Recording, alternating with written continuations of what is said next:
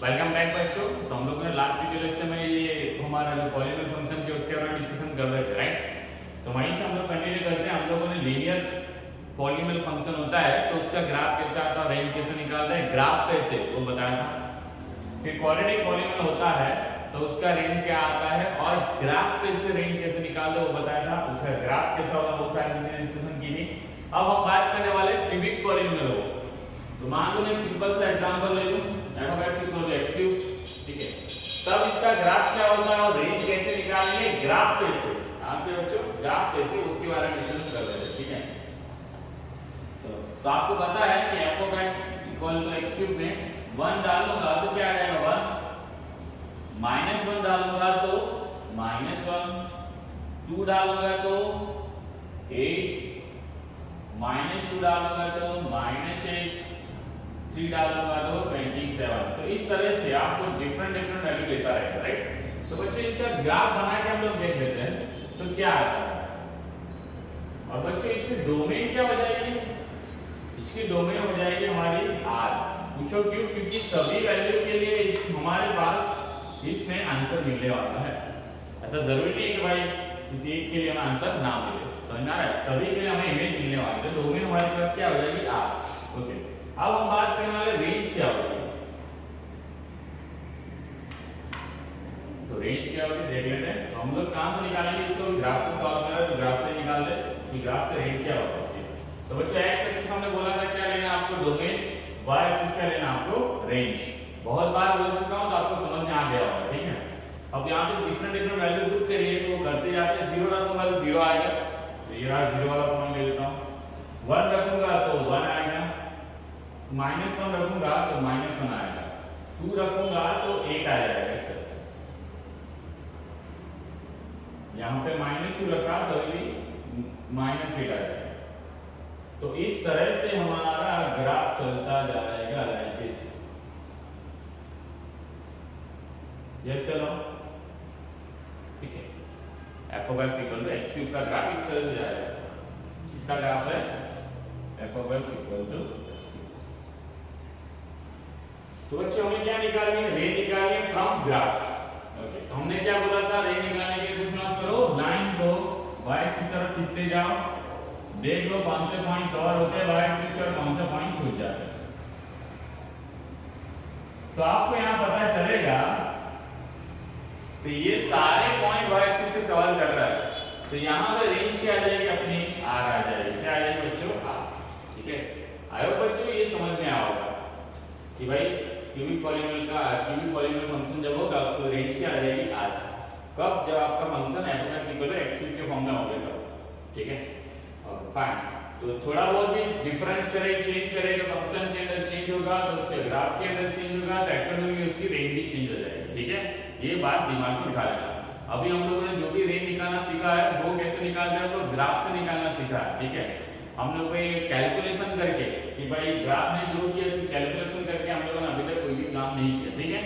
तो कैलकुलेशन करके हम लोग को रेंज निकालना है, वो सारे फंक्शन के टाइप खत्म हो जाए उसके बाद हम लोग उस तरह से उसकी तरफ आगे बढ़ेंगे कि भाई इस फॉर्म में होगा फंक्शन तो कैसे हम लोग को रेंज निकालना है विदाउट डूइंग अ ग्राफ, ठीक है। Okay fine. तो आपको यहाँ पे पॉलीनोमियल फंक्शन टोटली समझ में आ गया होगा, ठीक है। यहाँ पे n पावर पॉलीनोमियल बना रखा है, वो जनरल फॉर्म के लिए लिखा हुआ है। मान लो 5 पावर पॉलीनोमियल हो, 6 पावर पॉलीनोमियल, तो उसको भी हम लोग क्या बोलेंगे, पॉलीनोमियल फंक्शन ही बोलेंगे। क्या बोलेंगे, पॉलीनोमियल फंक्शन, ठीक है। अब चलते हैं नेक्स्ट फंक्शन के टाइप के ऊपर, ठीक है बच्चों। अभी तक हम लोगों ने देख लिया आइडेंटिटी फंक्शन किसको बोलते हैं, कांस्टेंट फंक्शन किसको बोलते हैं, पॉलीनोमियल फंक्शन किसको बोलते हैं, ठीक है। अब बात करते हैं रैशनल फंक्शन।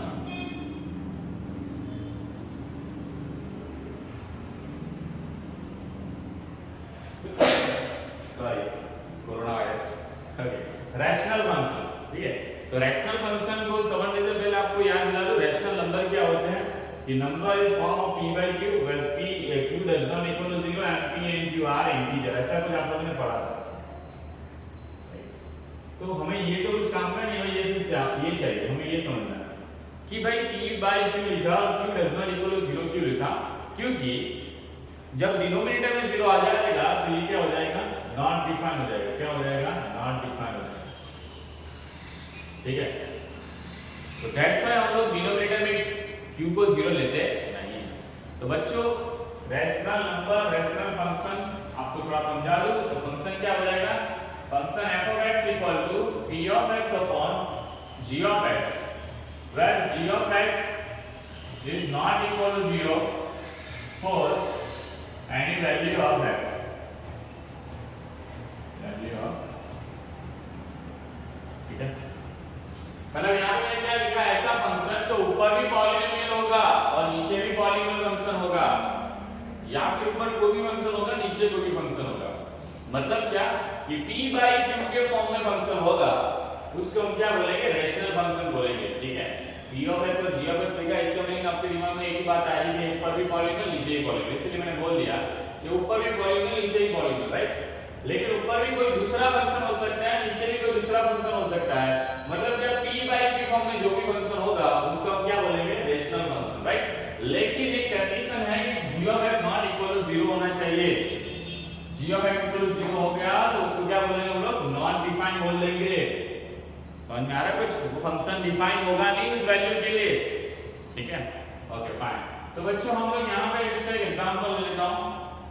मान लो f of x equal to 1 by x ले लिया, और ध्यान से देखिए, ठीक है।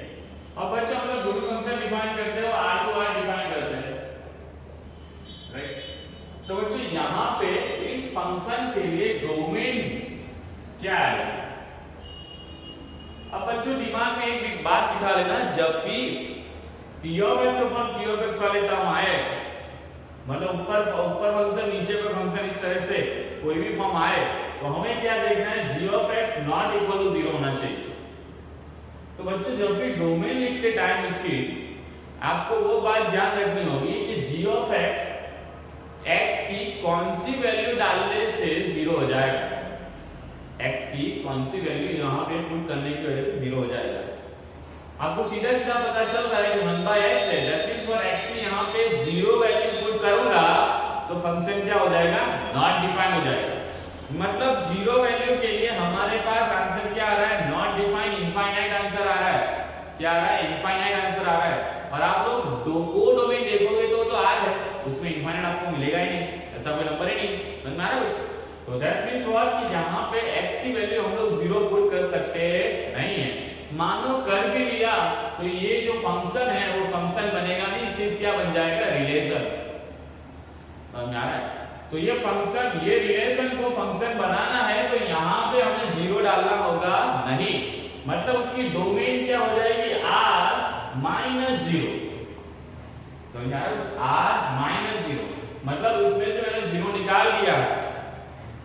समझ आ रहा है, मतलब यहाँ पे हम लोग 0 नहीं डाल सकते, बाकी सारी वैल्यू डाल सकते, ठीक है। तो f of x is equal to क्या आ गया, 1 upon x। तो इसकी डोमेन हमारे पास क्या ले ली मैंने, r माइनस 0। आई होप बच्चे ये समझ में आ होगा, 0 क्यों नहीं डाल सकते, क्योंकि 1 upon 0 रखेंगे तो इनफाइनाइट आ जाएगा। तो उसके लिए हमारे पास कोई इमेज नहीं मिलेगी 0 के लिए, 0 के लिए कोई इमेज मिलने वाली नहीं है। तो दैट्स व्हाई ये रिलेशन फंक्शन बनेगा नहीं, क्योंकि हम लोगों ने बताया था कि सभी 1 2 3 4 5 6 सभी एलिमेंट के लिए हमें यूनिक इमेज चाहिए। मान लो एक भी एलिमेंट छूट गया तो उसको हम फंक्शन बोलेंगे नहीं। समझ में आ रहा है, दैट्स व्हाई यूनिक इमेज चाहिए हमें। यहाँ पे एग्जांपल समझा रहा हूँ, समझ आ रहा है। वैसे ही यहाँ पे 0 की बात करें तो 0 के लिए हमें कोई इमेज मिलने वाली नहीं है। तो दैट्स व्हाई हम लोगों ने डोमेन में से इसको क्या कर दिया, 0 निकाल दिया। दैट्स व्हाई ये रिलेशन जो हमारा क्या बन जाएगा, आपका फंक्शन बन जाएगा। क्या बन जाएगा, आपका फंक्शन, ठीक है। अब थोड़ी बात आगे करते हैं इसके ग्राफ के बारे में, इसके बारे में ग्राफ के बारे में। तो इसका ग्राफ बनाते हैं कैसा बनता है, देखो इसमें वैल्यू पुट करने के वाले में कोई दिक्कत नहीं है। जैसे कि मान लो मैंने f of 1 रखा तो क्या देगा 1, f of -1 रखा तो -1 देगा। लेकिन जैसे ही 1 से बड़ी वैल्यू रखता जाऊंगा ये 1/2 देगा, 0.5 देगा। 4 डाला तो 1/4 देगा, 0.25 देगा। जैसे ही मैं 1 से बड़ी वैल्यू डालते जाऊंगा ये 0 के नजदीक जाता जाएगा, 0 के नजदीक जाता रहेगा। वैसे ही मैं -1 से बड़ी वैल्यू डालूंगा तो वो 0 के नजदीक माइनस की तरफ डायरेक्शन में जाता रहेगा, -0.5 -0.25 आता रहेगा। समझ में आ रहा है कुछ। 1 डालूंगा तो 1 देगा, -1 डालूंगा तो -1 देगा, लेकिन जैसे ही मैंने 1 से बड़ी वैल्यू डाली ना तो क्या हो जाएगा 0.5, 0.25, 0.75 इस तरह से 0 की तरफ आगे बढ़ता रहेगा, पॉजिटिव 0 की तरफ, मतलब पॉजिटिव डायरेक्शन में आगे बढ़ता रहेगा, राइट। अब जैसे मैं नेगेटिव डालूंगा तो -0.5 आएगा, -0.25 आएगा और -0.75 इस तरह से आगे बढ़ता रहेगा, ठीक है। ओके, तो इसका ग्राफ बनाए तो क्या बनेगा, x हमारी क्या हो जाएगी डोमेन। लेकिन बच्चों ये पॉइंट 0 के लिए हमें कोई वैल्यू मिलने वाली नहीं है, तो उसके लिए हम लोग कोई पॉइंट प्लॉट करेंगे नहीं। सॉरी बच्चों, ज्यादा ही डिस्टर्बेंस हो रहा है। ओके, देखो 1 डाला तो हमारे पास क्या आ जाएगा 1, -1 डाला तो क्या आ जाएगा -1। जैसे मैंने बोला 1 से बड़ी वैल्यू जाता रहूंगा तो हमारे पास वैल्यू 0 के नजदीक जाती रहेगी, और जैसे मैं बड़ी वैल्यू डालता रहूंगा, सॉरी छोटी वैल्यू, मैंने बड़ी वैल्यू की तो बात कर ली, 1 से छोटी वैल्यू डालूंगा, जैसे कि मैंने डाल दिया 0.10, तो 1/0.10 क्या हो जाएगा हमारा 10 आ जाएगा, समझ आया। तो मतलब जैसे 0 पॉइंट मतलब 1 से छोटी वैल्यू डालूंगा तो हमारा फंक्शन की वैल्यू क्या रहेगी 1 से बहुत बड़ी बनती रहेगी, मतलब इस तरह से जाएगा हमारा ग्राफ, और यहाँ पे इस तरह से।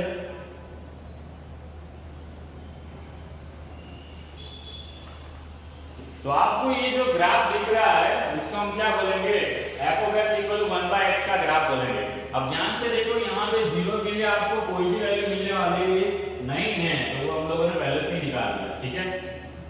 Okay, yes no. अब देखो ध्यान से, इसकी रेंज बोलेंगे तो क्या है, रेंज बोलोगे तो क्या है, ध्यान से देखो रेंज क्या है इसकी,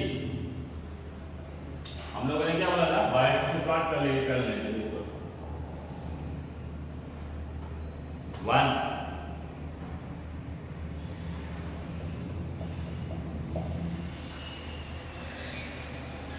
क्या आ जाएगी आपकी रेंज, ग्राफ को ध्यान से देखिए क्या आ जाएगी, हम पूरा y एक्सिस कवर हो रहा है, सिर्फ एक ही पॉइंट कवर नहीं हो रहा है, 0। क्या नहीं कवर हो रहा है, 0 कवर हो रहा नहीं है, बाकी सारे पॉइंट आपके कवर हो जाएंगे। तो इसकी रेंज क्या आ जाएगी, r-0 आ जाएगी, क्या आ जाएगी r-0 ही आएगी इसकी रेंज। समझ में आ रहा है कुछ, ग्राफ पे देखो सारे पॉइंट कवर हो जाएंगे लेकिन 0 कवर हो रहा नहीं, ठीक है। आई होप बच्चों ये आपको रैशनल फंक्शन समझ में आया होगा, ठीक है। ओके, इसका क्या फॉर्मूला है, p(g)(x) और g(x) ≠ 0 होना चाहिए कंपलसरी, ठीक है। जब भी इस तरह का फंक्शन दे रखा हो तो उसकी डोमेन आपको निकालनी पड़ेगी, क्या निकालनी पड़ेगी, डोमेन। और वो कैसे निकालोगे कि किस वैल्यू के लिए डिनोमिनेटर 0 हो जाता है, वो वैल्यू हटा दो r में से, दैट्स इट। ओके, और कुछ नहीं करना, ठीक है। आई होप बच्चों ये आपको समझ में आया होगा, ठीक है। अब चलते हैं नेक्स्ट फंक्शन की तरफ। तो बच्चों अब बात करते हैं हम लोग मॉड्यूलस फंक्शन, किसके बारे में, मॉड्यूलस फंक्शन, ठीक है। मॉड्यूलस फंक्शन क्या है, किस तरह से वर्किंग रूल्स का काम करता है, किस तरह से उसका ग्राफ होता है, वो सारी चीजें हम लोग यहाँ पे डिस्कस करते हैं, ठीक है।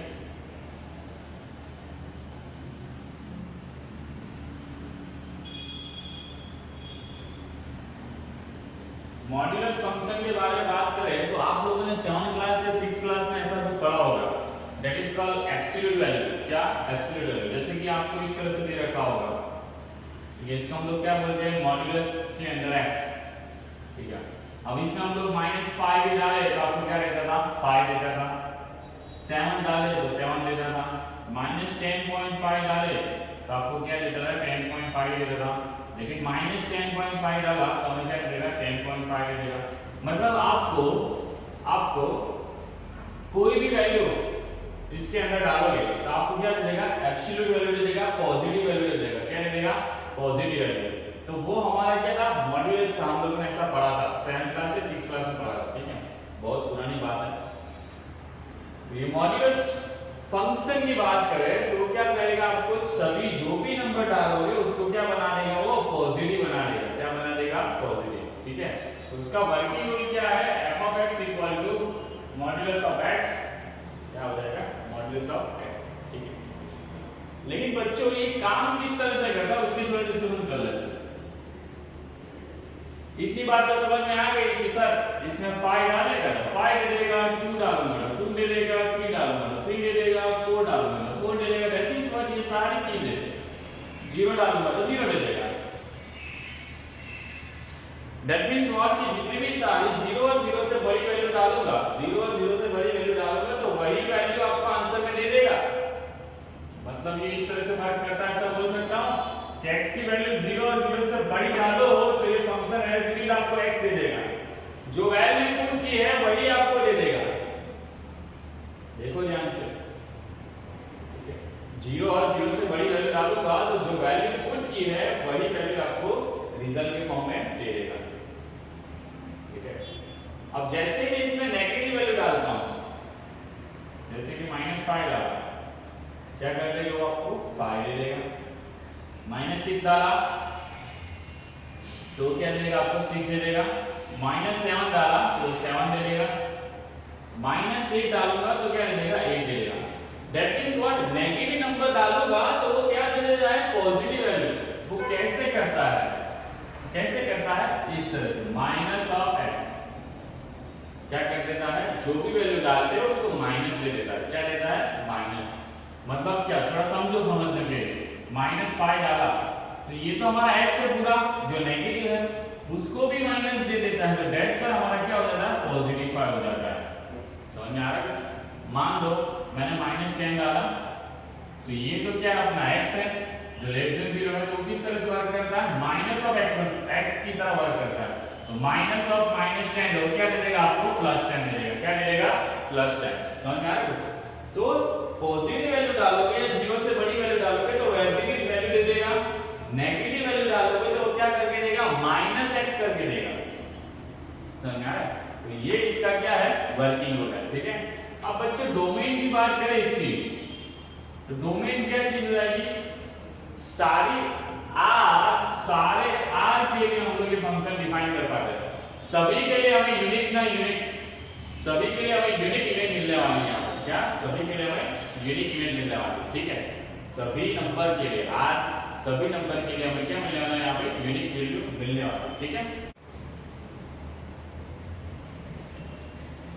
तो बच्चों हम लोग इसका ग्राफ देख रहे हैं, ये मॉड्यूलस फंक्शन का ग्राफ कैसा आता है। ठीक है, और उस हिसाब से हम लोग उसकी रेंज बताते हैं, राइट। लेकिन आपको पता चल ही गया होगा कि ये ऑलवेज क्या देता है, सारी पॉजिटिव वैल्यू देता है। तो रेंज क्या आ जाएगी आपकी, पॉजिटिव रियल नंबर। ठीक है, तो मैं क्या बोल सकता हूं, 0 से लेके इनफाइनाइट तक सारी वैल्यू दे देगा। ठीक है, ओके फाइन। तो इसका थोड़ा ग्राफ देख लेते हैं क्या देता है। तो बच्चे 0 डालूंगा तो 0 आएगा, 1 डालूंगा तो हमारे पास 1 आ जाएगा, 2 डालूंगा तो 2 आ जाएगा, 3 डालूंगा तो 3 आ जाएगा, 4 डालूंगा तो 4 आ जाएगा। मतलब इस तरह से जाएगा इसका ग्राफ। -1 डालूंगा तो 1 आ जाएगा, -2 डालूंगा 2 आ जाएगा, तो इस तरह से वो भी हमारा इस तरह से ग्राफ जाएगा। तो बच्चों ये जो है f(x) मॉड्यूलस x का ग्राफ हो गया। ऐसे देखा जाए कि y इक्वल x होगा, ये जो डाल रहा है वही आ रहा है, और यहाँ पे क्या हो जाएगा, y इक्वल टू -x। ठीक है, ये लाइन चली जाएगी। ठीक है, नेगेटिव वैल्यू। ठीक है, ओके। तो बच्चों मैंने यहाँ पे फंक्शन को ब्रेक किया था, 0 और 0 से बड़ी वैल्यू डालोगे तो एज अ x वर्क करेगा, मतलब आइडेंटिटी फंक्शन। लेकिन जब लेस देन 0 डालोगे तो क्या हो जाएगा, -(x) हो जाएगा। ठीक है, उस हिसाब से हमारा ग्राफ इस तरह से बनता है। ओके, अब ग्राफ से रेंज फाइंड करने के लिए ट्राई करें तो हम देखेंगे, तो आप देख सकते हो यहाँ पे कि पॉजिटिव जो y एक्सिस है वो पूरी कवर हो जाएगी, नेगेटिव y एक्सिस कवर नहीं होगी। अब देखो कि तो 0 भी इंक्लूड हो रहा है, तो लोगों ने क्या ले लिया, 0 से लेके इनफाइनाइट इसकी रेंज आ जाएगी। ठीक है, आई होप बच्चों कि ये ग्राफ आपको समझ में आया होगा किसका, मॉड्यूलस फंक्शन का। ठीक है, और ये जो ब्रेक किया है वैल्यू वो भी आपको समझ में आई होगी। ठीक है, कि भाई 0 और 0 से बड़ी वैल्यू डालूंगा तो as it is function work करेगा, लेकिन लेस देन 0 डालूंगा तो आपको क्या हो जाएगा, -(x) हो जाएगा। ठीक है, आई होप बच्चों कि ये मॉड्यूलस फंक्शन आपका क्लियर हो गया होगा। ठीक है, ओके।